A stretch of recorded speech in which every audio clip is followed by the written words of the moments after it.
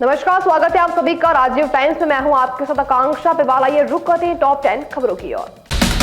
राजधानी भोपाल आज जन्माष्टमी उत्सव की भक्ति और उल्लास का सराबोर रहेगा। करोन चौराहे में इस बार भी प्रदेश के सबसे बड़ी मटकी फोड़ प्रतियोगिता का आयोजन होगा, जिसमें इस बार बॉलीवुड अभिनेता सुनील शेट्टी और इंडियन आइडल से चर्चित गायक सवाई भट्ट विशेष आकर्षण का केंद्र रहेंगे।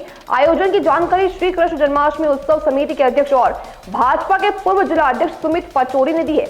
उन्होंने बताया कि वर्ष 2003 से निरंतर प्रतियोगिता का आयोजन किया जा रहा है और यह प्रदेश की सबसे बड़ी मटकी फोड़ प्रतियोगिता बन चुकी है। पचौरी ने कहा कि बाकी बिहारी की कृपा से यह आयोजन हर साल और बड़ा होता जा रहा है।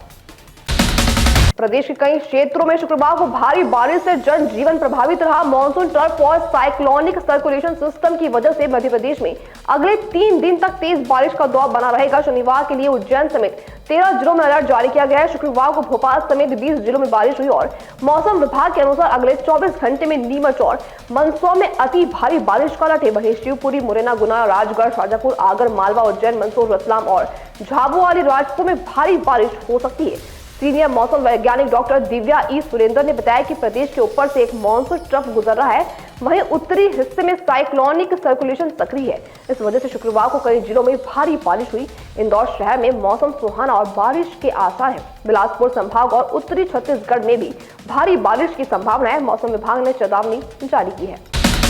इंदौर के बाद भोपाल में शुक्रवार को पहली बार किसी देहदान करने वाले को राजकीय सम्मान दिया गया। 29 वर्षीय स्वर्गीय रमा, जो नेशनल अस्पताल के मेडिकल संचालक राजेश गुप्ता की माता थी, उनकी पार्थिव देह को परिजन ने गांधी मेडिकल कॉलेज को समर्पित किया। इस अवसर पर मध्य प्रदेश शासन के आदेश पर दिवंगत रमा को गार्ड ऑफ ऑनर देकर श्रद्धांजलि अर्पित की गई। इंदौर के बाद कॉलेज के इतिहास में यह पहला अवसर रहा जब किसी मृतदेह को राजकीय सम्मान मिला हो।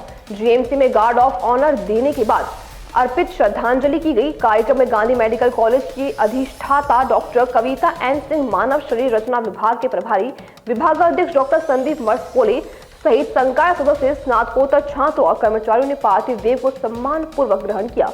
डॉक्टर सिंह ने कहा कि यह महादान चिकित्सा शिक्षा और अनुसंधान में मील का पत्थर साबित होगा। आने वाले समय में मेडिकल छात्रों के लिए देहदान अमूल्य योगदान रहेगा और समाज को भी प्रेरित करेगा।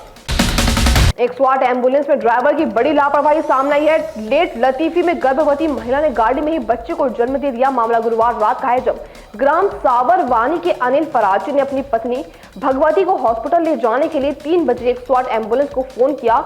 एम्बुलेंस चालक लगभग 3:30 बजे ग्राम सावरवानी से गर्भवती महिला को लेकर निकल गया। महिला के पति ने बताया कि एम्बुलेंस चालक द्वारा झिरपा पहुंचकर गाड़ी खड़ी कर दी गई और सो गया। बार बार विनती करने के बाद उसने गाड़ी चालू की। जगह जगह गाड़ी रोककर कहीं गुटखा खाता रहा तो कहीं चाय के बहाने गाड़ी रोक रहा था। ऐसे में जंगल में मेरी पत्नी की गाड़ी में ही डिलीवरी हो गई। एम्बुलेंस चालक द्वारा 3 घंटे में हमें 50 किलोमीटर दूर तामिया अस्पताल ले जाया गया, जहां एम्बुलेंस चालक ने गाड़ी धुलवाने के नाम से मुझसे 300 रुपए मांगे। मना करने पर भी 200 रुपए मार लिए। अनिल पचारी ने कहा, एम्बुलेंस चालक की लापरवाही से मेरी पत्नी और बच्चे की जान भी जा सकती थी। ऐसे चालक पर शासन को कड़ी कार्रवाई करना चाहिए। मध्य प्रदेश के सबसे लंबे फ्लाईओवर का लोकार्पण आज शनिवार को दोपहर 12 बजे महानंदा में आयोजित कार्यक्रम में होगा।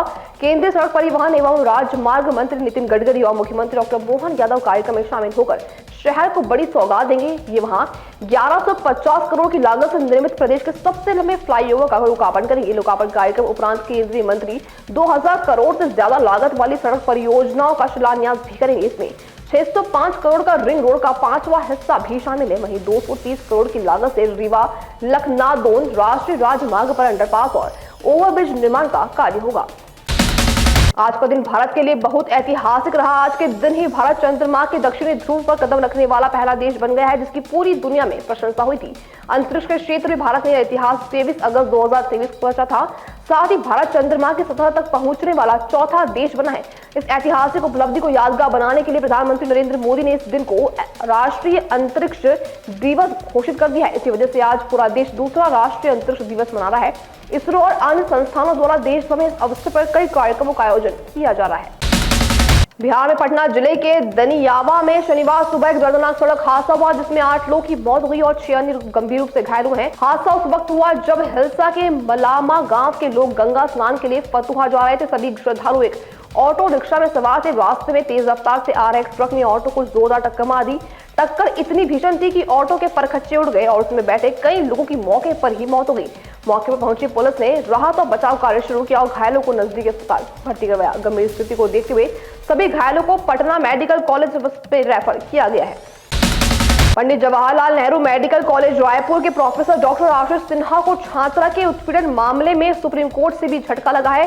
हाईकोर्ट द्वारा अग्रिम जमानत याचिका निरस्त किए जाने के फैसले के खिलाफ डॉक्टर सिन्हा ने सुप्रीम कोर्ट में विशेष अनुमति याचिका दायर की थी, जिसे सुप्रीम कोर्ट ने सुनवाई के बाद निरस्त कर दिया। जस्टिस संजय कुमार और जस्टिस सतीश चंद्र की डबल बेंच ने हाईकोर्ट के आदेश में हस्तक्षेप करते हुए इनकार करते हुए याचिका निरस्त की। सुप्रीम कोर्ट से याचिका निरस्त होने के बाद अब कानूनी प्रक्रिया में तेजी आने की संभावना है। पुलिस जांच और आगे की अदालती कार्रवाई में साक्ष्य और गवाहों की भूमिका अहम होगी।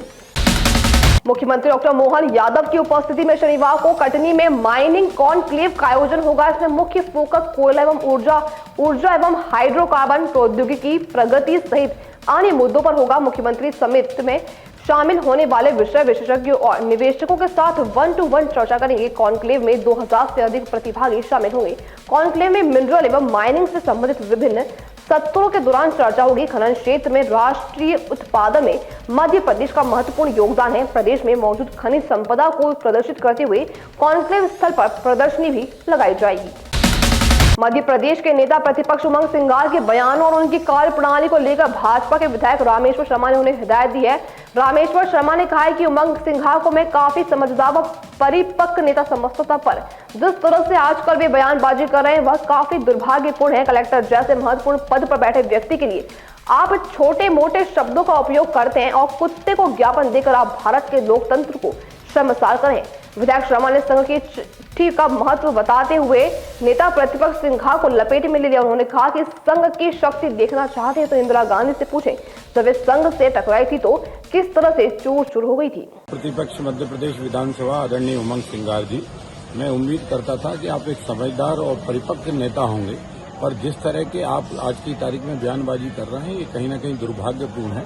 कलेक्टर जैसे पद पर बैठे हुए व्यक्ति को भी आप छोटे मोटे शब्दों का इस्तेमाल करते हैं और कुत्ते को ज्ञापन देकर भारत के लोकतंत्र को आप जो है शर्मसार कर रहे हैं। और आपने जिस तरह कहा कि संघ की चड्डी पहने हुए कलेक्टर, तो संघ की जो चड्डी पहनता है वो राष्ट्रवाद के प्रति, बाबा साहब अम्बेडकर के संविधान के प्रति, हिंदुस्तान के न्याय के प्रति सदैव वफादार रहता है। इसलिए ध्यान रखिए, राजनीति जिस लेवल पे करना उसी पे करें तो ज्यादा बेहतर होगा। संघ तक जाने की कोशिश मत करिए। संघ की चड्डी इतनी महत्वपूर्ण है, ये आप अगर उस समय चाहें तो अतीत में आप पंडित जवाहरलाल नेहरू जी से पूछिए, इससे अतीत में जाना है तो लाल बहादुर शास्त्री जी से पूछिए, जिनने जब संघ के स्वयंसेवकों को परेड में सम्मिलित किया था, संघ के स्वयंसेवकों को दिल्ली में ट्रैफिक का काम दिया था। और अगर शक्ति चाहते हो, संघ की शक्ति कितनी है, तो श्रीमती इंदिरा गांधी से पूछिए, जब इंदिरा गांधी संघ से टकराई थी तो किस तरह चूर चूर हुई। और फिलहाल के लिए टॉप 10 खबरों में इतना ही। ऐसे अपने आसपास की देश दुनिया के अपडेट्स को पाने के लिए देखते रहिए राजीव टाइम्स।